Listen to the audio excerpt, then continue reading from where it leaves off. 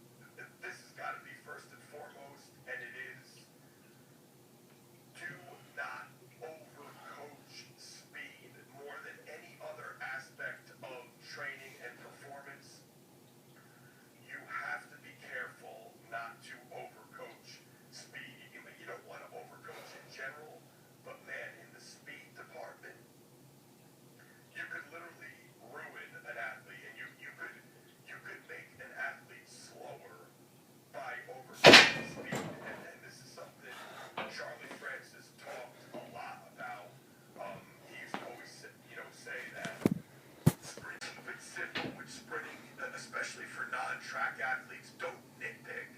You know, take the one or two things that need the most work and just focus on them and focus on one thing at a time. And with that being said, it's also, you know, important to know the difference between bad form or technical flaws, you know, something that needs to be corrected. Videotape it, let him watch it back, let him watch it in slow motion. While you're watching it, you know, you come up with the actual technical flaws. Say you spot, you know, 3 major things that you need to work on as the coach. Pick one, and then you watch that video back in slow motion.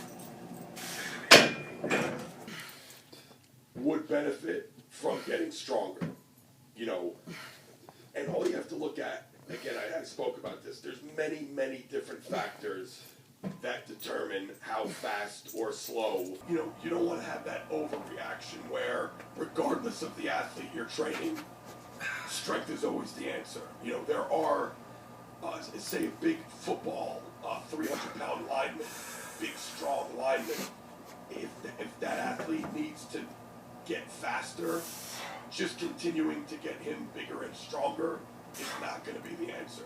You know, we're going to need to work on other aspects. And, you know, that's where you need to work on improving rate of force development, more speed training.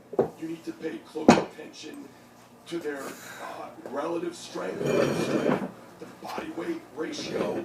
And this is something I talk a lot about in our CPPS Level 2 course, is how do you know when you are strong enough, and how do you know when those added strength gains aren't going to translate into faster sprints on the track or on the field. So yes, strength is important, but please don't be that coach that overemphasizes it and it is just your answer to everything. The answer usually falls somewhere in the middle.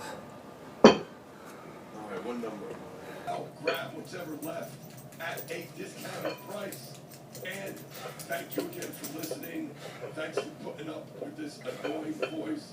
I hope you still got a lot out of today's podcast. I hope I was understandable enough that you guys were able to learn something and take away at least 1 or 2 tips from today's show and incorporate it into your own training or the training of your athletes. So thanks for listening. Thanks for putting up with me. You know, I played hurt today. I've always been one to